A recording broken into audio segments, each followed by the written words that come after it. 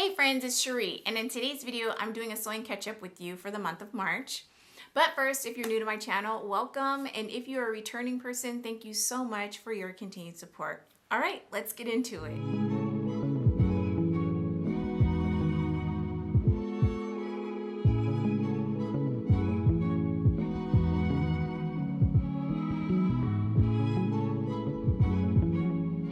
If you've been following me for a while, then you know that I just returned from a sewing retreat. It was the Sorority Retreat in Texas. It was a really great time, and I'll be sharing with you in this video the things that I sewed while I was at the retreat. I do want to recap my experience at the retreat, but I will do that in a separate video because this video I am covering way too many things to also include a detailed review of what the experience was like for me.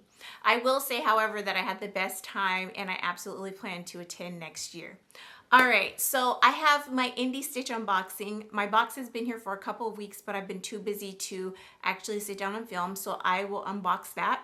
I will share with you the things that I made at the retreat, and also, let's see what else. Oh, what I'm working on now. So it's gonna be a long video, so get a snack, get something to drink, and let's get into it. So I want to let you know, this is a full disclaimer, I have a sore throat and I keep getting sick. I just can't seem to stay healthy. And what's funny is when I was at the retreat, my voice was like really deep and raspy the entire time. So I was meeting people for the first time, and to this day, if they don't follow me on Instagram or on YouTube, they have no idea what my normal voice sounds like. So embarrassing, but what are you gonna do? Anyway, I am drinking a nettle tea. You guys know that I love tea. Nettle tea is supposed to be good for allergies, so that's what I'm actually battling right now. I'm taking allergy medicine. I'm drinking the nettle tea every day, and it has honey in it. And hopefully between the two things, I can start to feel a bit normal.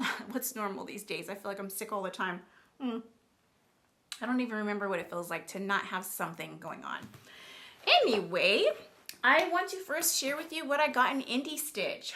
So if you don't know about IndieStitch, IndieStitch is a monthly sewing subscription service. Every single month they send you a garment project, and in the box you will have your pattern, all the supplies that you need to complete that project, as well as some additional sewing goodies.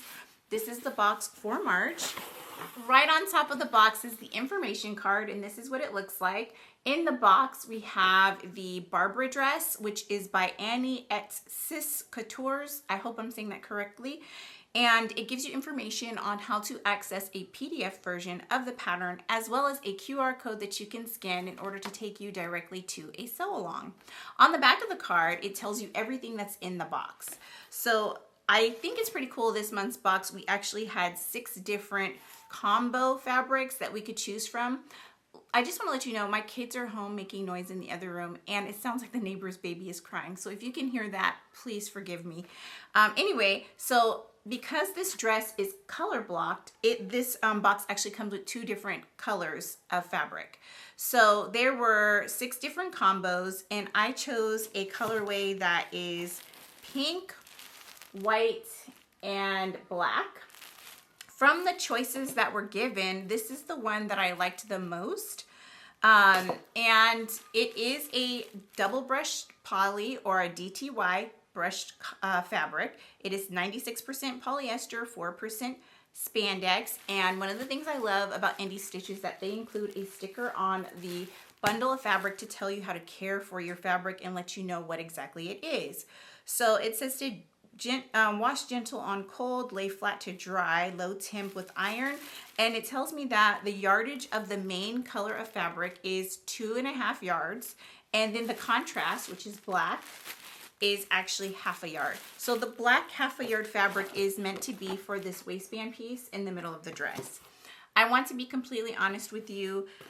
Sometimes this happens, it's not often, but sometimes it happens that there is a pattern in the box that isn't necessarily my style. This is not something that I would personally wear, but I am eager to make another type of dress out of this fabric, and I think it's absolutely stunning. And I am a huge fan of DTY and double brush poly fabrics. I just think that they're so smooth and soft to the touch. They often have the most vibrant colors and prints on them, And I can say that that is true for this cut of fabric. It is soft and the color is fantastic. So I can definitely see myself making a different type of knit dress out of this 2.5 yards of fabric. Really gorgeous, and so far I have been very happy with the fabrics that I have received through IndieStitch. The next thing in the box is a little sewing goodie. This is a little sewing themed zip pouch, and this is to hold all your little, you know, bits and bobs, scissors, bobbins, thread, whatever it is that you want to store in one place that you won't lose and carry around with you throughout the house, or maybe in a bag if you're traveling, you're going to be sewing away from home. Things like this are really handy, and I'm really excited that they have included this in the box. The next thing in here is actually some gorgeous stickers. I love sewing themed stickers. I use them in my planner all the time. And I usually spend a lot of money on them because I buy them from Etsy. And also sometimes Happy Planner will have sewing themed stickers. And so I will get those. Or the Miss Maker collection. I have purchased those stickers before in the past as well. But this is really cute, and I'm going to be really excited to add this to my planner. The next thing in here is some interfacing, and this is a really structured type of interfacing. It is not knit interfacing, so that's interesting, but they do give you quite a bit, so it should be a little bit left over after you've completed your project, and I really like that. The next thing in the box is actually a candy. It's an Airhead, and actually this is one of my favorite types of candy, so I'm excited to snack on this a little bit later. Gotta eat it before my kids do, okay? Okay, next in the box is some black thread, and this is Gutermann thread, as well as 2 ballpoint flat shank needles, and they are a 7511 in size. And then lastly in the box is the printed pattern, and it is printed on really nice sturdy paper. And as you can see, one of the things I love about this pattern is that the different sizes are different colors, so you're less likely to make a mistake with cutting. So those are all the things that I received in this month's box for IndieStitch. I really like what I've received. I can't wait to select a pattern that I want to use for this awesome fabric. If you are interested in subscribing to IndieStitch, please use the link below. It will take you to the information page for IndieStitch, and you'll be able to sign up from that point. And this is an affiliate link, so I will get a small commission if you use my link, but I definitely will be using whatever commission I get to put right back into my channel so that I can continue to provide you with some fun content. So check them out. I think that you will be pleasantly surprised by all the different options that they have available through IndieStitch. The next thing that I want to share with you is the things that I actually sewed up when I was on the retreat. So what's neat about the retreat is that you get lots of time to work on personal projects as well as some challenge projects that they provide you when you arrive. Now, I personally knew I wanted to complete 2 particular projects that I had prepped because they were something that I absolutely want to wear now. And today is a rainy day. It's one of those weird days where the sun is out, but it's still storming and raining. Like the wind is blowing and the rain is coming down, but the sun is out. It's so weird. Like I am filming in natural light right now, and it's a rainy day. It makes no sense. I have no idea what's going on with our weather. But anyway, during one of the breaks of rain, I ran outside and took some pictures so that I can share with you what these things look like on my body. So the first thing that I made was the Simplicity S9897, and I made this view here, the longer view, which is view B. Now, I love the way this looks on Mimi G. I also really love the way it looked on my friend Talisha, Creativity by T, when she created her version. However, I decided that I didn't want mine to be quite as oversized. The number one reason why is because I find that when my sleeves hang down onto my hands right here, I will get them so wet from washing dishes, or, you know, I work with children. I get whatever mess I'm dealing with the children will get on my sleeve. So while I really love how this fabric just kind of like gathers over her hand, I felt as though that might be a bit too much. Also, I am not very hippie. I have very skinny legs, and so the additional fabric that is around her hips would be too much for me. So I did decide to size down in this pattern, and I did not follow the size recommendations on the package. Whenever I do follow the size recommendations on a pattern that is unisex, I often find that it ends up being too big for me. So sizing down was the way to go for me, and I actually made a size, I want to say I made a size extra small, but let me double check so that I don't lie to you. Yes, so I made a size extra small, and that will give you kind of an idea of how very oversized this pattern is. I'm going to tell you what my measurements are, friends, and so if you're smaller than me, that'll let you know whether or not this pattern will work out for you. So I am a 38 bust. Well, let's correct that. I'm more closer to a 39 right now in the bust because I have gained a little bit of weight. I'm a 33 waist and I am a 39 hip. My weight fluctuates a lot, especially lately, and so it's been kind of hard to get the right size for certain things, but I made the smallest size in this pack, and you'll be able to see in the pictures how oversized it is on my body, being the smallest size here and not necessarily being a very small woman. I'm not, you know, very voluptuous and thick, but I'm also not very, very thin. So you'll be able to see how that looks on my body type. All right, so I chose to make it out of this gorgeous sweatshirt fleece fabric that I actually got from Stone Mountain & Daughter. It was left over from a project that I did for my mother-in-law. It is the most luxurious, soft, cozy fabric. The sweatshirt itself came out really nicely. This was a very easy pattern to put together. I really love that it has some gorgeous deep pockets. And my friend Talisha mentioned that in the size that she made, she found that her pockets sagged below the hip band or the hem band of the sweatshirt. I did not have that problem, and I think it might have something to do with your fabric choice. Like, this is a knit fabric, but it isn't extremely stretchy. It does have stretch to it, but it's not extremely stretchy. So I was able to put my phone and my hands in the pockets, and it didn't change or sag the shape of the pocket. So really, you can't see the pocket at the bottom of the hem. So it really just depends on your fabric choice. If you have a fabric that is more stretchy, then you may want to consider rising your pockets just a tad on the sides, maybe an inch or so that that does not happen to you. For me, it worked out really great. Another thing is, there was a tip in the sew along that Norris put together, and he removed some length in the original pattern piece of the neckband in order to make the neckband lay flat. So I did take that recommendation. I removed about 1.5 inches from the length of the ribbed neckband piece, and as you can see, it lays really nice and flat. I chose to use a twin needle in the neckband, which I think looks really nice, and I actually added my little labels, which I forgot to do with all of my other makes at the retreat. I was so disappointed in myself because I packed the labels.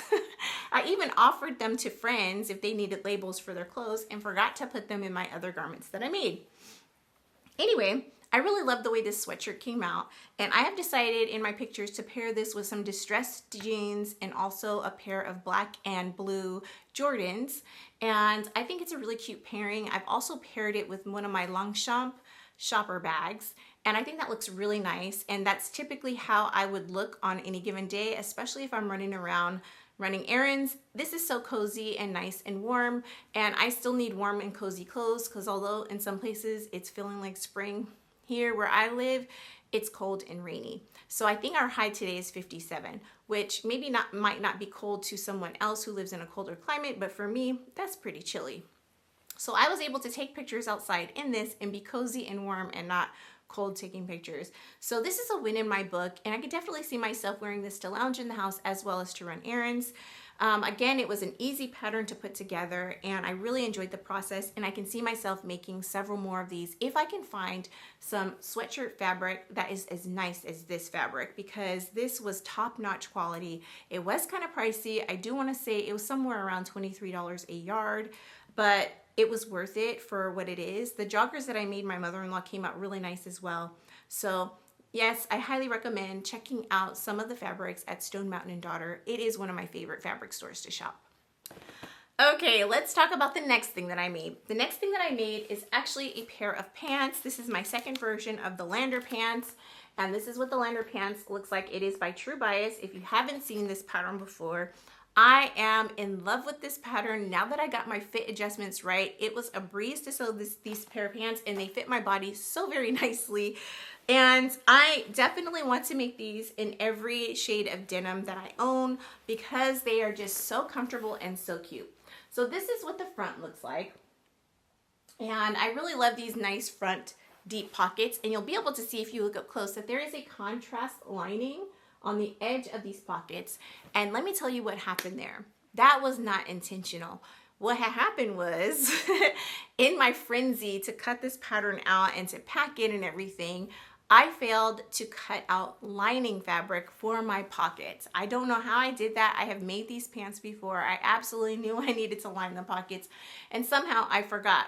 But my good friend Talisha, who was sewing next to me, had some fabric scraps. She made some denim projects, and so she had just enough scraps in order for me to cut out the lining for my pockets. So if you look closely, you can kind of see that on the edge of the pockets, there is a bit of denim peeking through, and I think that that's so cute and so very unique. This fabric is fantastic. I'm in love with this fabric. This fabric came from Ellie Finch Fabric. Josie at Ellie Finch Fabric always finds the best fabrics, okay? Whether it be beautiful denim or just any other designer dead stock fabric. She has such a wonderful range of fabrics that are all high quality. This is one of them. I purchased this a couple years ago and I've been hoarding it ever since because I just loved it so much and I really didn't want to mess up on it. I'm so glad I saved it for this project. So the jeans themselves came out really nice, and oh, one of the buttons is unbuttoned. Let me button it back up. It actually looks like a pair of jeans that you would find in any department store, which makes me very proud. There's nothing about these jeans that screams handmade by someone at home, okay? Everything about them is just top-notch, great quality. Because I had made these jeans before, there was no point in the process where I was confused, and I often did not read the instructions. I went off of memory. I don't recommend that you do that, but sometimes when you've made something before, it's a little bit easier to put together your next version. So that's how I feel about this pattern. The pattern instructions are very clear and easy to understand. I feel like this came out so good, and as I mentioned before, I really can't wait to make more in different colors because not only are they comfortable, but they fit my body so nicely. They can be dressed up or dressed down, and in the pictures, I kind of showed you how I would wear it on a normal day during the weather that we're having now. I have paired them with some low boots as well as the sweater that I'm wearing now, and because I was really hesitant to take off the length of the pants because someone, I can't remember who it was, might have been my sewing friend Paulette at the retreat, was saying, well, you can't crop them that short because then you can't wear them with heels. Well, friends, I rarely wear heels, and I especially don't wear heels on a day that I'm working. I am a sneaker girl. I might wear a low heel, but it is rare when you catch me in heels, and it's usually a special occasion. I really wanted these jeans to be jeans that I could wear every day of the week, so I wanted them to be able to pair with low heels as well as sneakers. So rather than completely cutting off the additional length, I just did a really deep hem. So as you can see, this hem is about 1.5 inches. So the fabric is all still there, and if I decide to let them out, I can. So I feel really good about that decision. And I actually think that the deep hem actually looks really cute. So that's how I addressed that. I love that these pants have really great back darts. It's going to be hard to see, but hopefully if I turn it like this, you can see the back darts. And I do think that it gives some wonderful shaping on my bum. And it fits my butt really nicely without making my butt look flat, which is something I truly appreciate. Generally speaking, when I make pants that are more of a wider leg style, they have a tendency to make my butt look even flatter than it is. So I really love the way that these back darts kind of gave me a little bit of shaping underneath the pockets. So all in all, these are a win. If you haven't tried the Lander pants and you like the way they look on me, I highly recommend them. Also check out the hashtag for them on Instagram because there are some beautiful versions that people have posted on Instagram of these jeans or pants, depending on what fabric you choose. And it is a fan favorite. It's not a new pattern. It's been out for a really long time. Based off of the way that it fit my body, I definitely want to head over to True Bias website to see if they have other trouser jean patterns that I can purchase because I'm in love with the way these feel and fit on my body. Okay, the next thing that I made is what's on the mannequin here behind me. Hopefully you can see that okay. This is a diddle project. This is called the Jennifer top. Now, I personally do not own a ditto, but at the retreat, we had the opportunity to go through a little training session where we learned how to use the ditto, and we all participated in a challenge to create the same top. There's two different versions. There's one that has another name, I can't remember what it is, that you can make out of knit, which looks almost identical. And then there was Jennifer, which is made out of a woven. And so we were all challenged to make the same top, but put our own little spin on it. And then at the end, we all got to anonymously vote for the top that we thought came out the best. Now, there were a couple of people that chose to do a top and a skirt or a dress, but I stuck to the top. And the way that I customized it and made it my own is that I actually cropped it. So mine actually stops at the top of the waist of my pants. And that's exactly where I wanted it.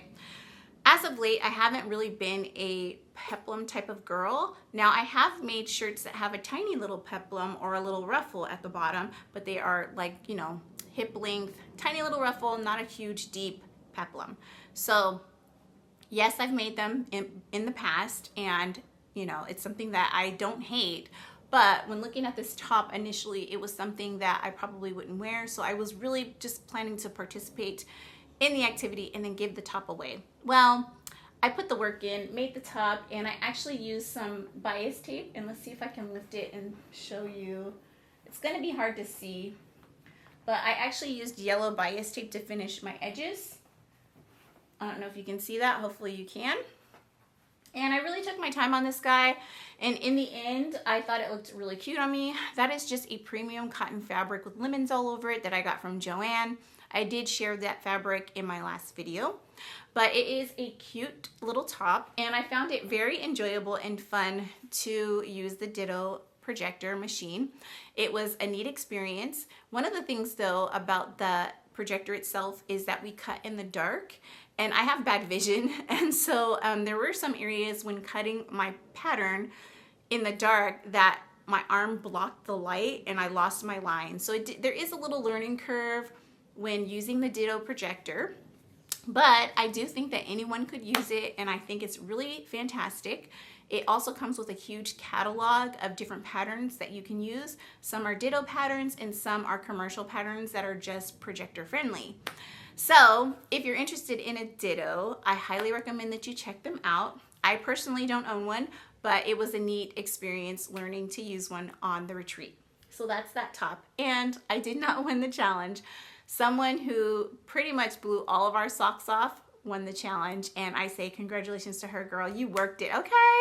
All right, so the last thing that I made was actually a part of another challenge. Let me take a sip of my tea, hold on. In this challenge, we were actually given a stack of fat quarters that were actually part of a sponsored gift from Joann stores. And we were challenged to create something unique using the fat quarters. Well, I personally was like, I have not ever created much with fat quarters. I did once make a pair of shorts out of, I think, avocado fat quarters when I did a collaboration with Talisha. And that was a lot of fun, but I lined it with regular cotton fabric in order to give myself some more coverage, because the fat quarters I had purchased that had the white background were a bit, not sheer, but you could see through them a little bit. So anyways, I have done a project with fat quarters before, but it's not something that I generally do. Well, after this challenge, friends, I am hooked, okay? Now I'm looking at all the fat quarters. What can I make with fat quarters? This is how my mind has been working since I got back from the retreat. So don't be surprised if you see more of me challenging myself to use a bundle of fat quarters to create something cool. It's happening, friends. The wheels are turning, okay? And also, fat quarters can be pretty inexpensive depending on where you get them and what type you get, right? So like at Joann right now, they're having a sale and some of their bundles are like $8. So can you imagine making something really awesome for only $8? Throw in a couple of, spools of thread, add $4 more. I mean, I think it's fun. Anyway, so I did ask if it would be possible to add other fabrics or things to my project in order to enhance it, and I was told yes. So I took a trip to Joann, and at the end of me talking about my makes, I'll be able to share with you what I purchased, but I'll share with you what I used for the project. And, let's talk about the pattern first. The pattern is Simplicity S9814. This is a Laura Ashley pattern, and I made the duffel bag right here. Can you believe I made a full-size duffel bag out of fat quarters? I cannot. It's not even something that I even imagined that you could make with such small squares of fabric, okay? Because I want to say that the fat quarters were 18 by 22 inches. So I was like, oh my goodness, how am I going to make something like this out of that? We'll just see how it goes, and I'll just kind of piece it together. But it worked out, and it was a lot of fun. So this is what my duffel bag looks like. It's empty, so it's not as voluminous as it is in the pictures, but this is what it looks like. And as you can see, I did some contrasting on the front with 2 different shades of tie-dyed purple fat quarters, and that's what we were given. Each fat quarter was a different shade of purple. So this is the back of the duffel bag. I chose to do the back all one color instead of doing some contrasting panels based off of the pieces that I had left, because I did have plans to make other things with the scraps. And the fact that I have enough to make a cosmetic case, which I've already cut out, and what else? There's some other little project that I cut out of what was left of the fat quarters, blows me away. So anyway, this is what the sides look like. And as you can see, the things that I purchased to add to the project is this webbing to create the straps. And then also I purchased bias tape. And I actually got the wrong size of bias tape. I got 1/2 inch, which is what the instructions said to purchase. But I probably should have got 7/8 inch or 1 inch, because it doesn't cover my original stitches. So it's hard to tell, and for someone else it may not bother them, but for me it kind of gets on my last nerves. So I did order larger bias tape, because I plan to unpick this bias tape and put the larger bias tape on there just to cover up my stitches on the sides. But I've been carrying this, and I did use this as a bag to carry all the things that I purchased while I was at the retreat home. And it's perfect size to slip under the seat in front of you if you are taking a flight. And it definitely meets the standard measurements that you need to abide by when flying. And as you can see, I added some charms on here. I have a little S that I got from a 5 and Below store, which it was my first time ever being in a 5 and Below store. I wish I had spent more time in there just to be nosy, but I really just went in there to get my friend some candy on my way back to the retreat. And so anyway, it's a glittery S. Now this S could stand for Shereé, or the word sew, or sewing, or sorority, anything I wanted it to represent. And then I purchased this really cool crest. This is a sorority little keychain, and it has all these little sewing themes on it. It's very cute. And it matches my sorority sweatshirts and t-shirts, so I thought that was really cute. So this is my official sorority bag that I will take with me when I go to the retreat next year, and probably years after that, so long as it stands the test of time. I also purchased a purple zipper, as you can see there. And the last thing that I purchased from Joann to add to this was a quilted fabric, and it is just navy blue. So instead of using batting and lining fabric, I just bought a quilting fabric and cut that step out, which is actually really good, because I didn't have a lot of time to sew this project up because I had to go to the store and buy stuff, and that took away from sewing time. So it's funny because with the challenge, I can't even remember what time of night it is, but they gave us, I think, until midnight or something to complete the project before we all had to vote on which one we liked the best. And again, it was an anonymous voting system, and so everybody kind of just walked around a table where the projects were displayed and put a coin or a chip in a cup, and whichever cup had the most won. I actually didn't even complete my project because I still had one side that was missing bias tape, but that was the only thing that was missing or incomplete about this project. And so I didn't think that I had a chance in heck of winning because my project wasn't completed, but to my great surprise, I won the challenge, and some people made some really awesome things with their fat quarters. So I was very surprised to learn that they chose my project to win. The machine. Ooh. You are going to win the 5 Admire Overlock machine.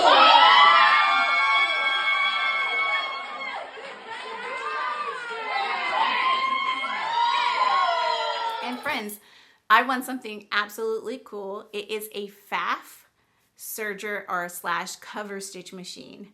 My mind is blown. I can't believe it. I'm really excited about it, and I'll insert a picture of me holding up my winning flyer, which says what I won. So anyway, that was really cool. But now I have to make several more duffel bags, not because I'll use them, but just because it was a fun project to put together.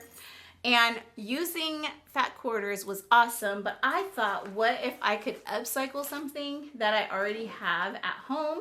So now we're transitioning to what it is that I am working on. So I've started this project last night. I took a pair of True Religion jeans that my husband gave me a couple of years ago when I needed fabric to play with. And I took these pockets completely off so that I could attach a strap, right? And then I put the pockets back on, top stitched and everything.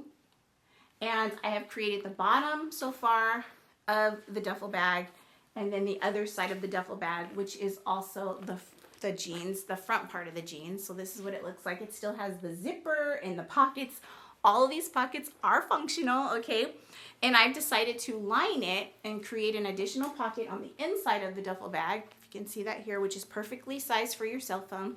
So I will probably finish this project tonight, and I will have an upcycled jean denim duffel bag. So I'm hoping it's going to turn out cool because it will look like a pair of jeans, but it will be a duffel bag. I will definitely report back and let you know how it went. And just so you know, this quilt is left over from a jacket that I made. And I still have lots of this quilt left. So yes, fingers crossed it turns out nicely. And I've definitely got my wheels turning on different types of things that I can do with scraps that I have in my sewing room. So I really want to thank Sorority Wear for giving us the idea of creating things with fat quarters, because now I'm thinking about all the little scraps that I could use that I've been hoarding in order to create something new and cool. And so for the bias tape for this guy, instead of it being on the outside of the duffel bag, I kind of felt like that looked a bit messy. I'm going to put it on the inside of the duffel bag. And actually the instructions say to put it on the inside, and because I was sewing so frantically, which is something I never do, I totally missed that, and I actually put the contrast bias tape on the outside of the bag instead of on the inside.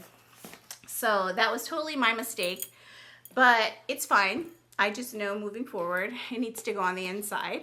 And so I have black, and I'm only using black because it's what I have in my stash, and I really didn't feel like buying bias tape for this project because I wanted to use only what was in my stash. So that's what I'm working on. And also I've cut out the cosmetic bag, this here, and the sunglasses case from the fat quarter scraps that were left over from that project. So I'm really impressed with what I was able to complete just by using those fat quarters. It's got my creative juices flowing, okay?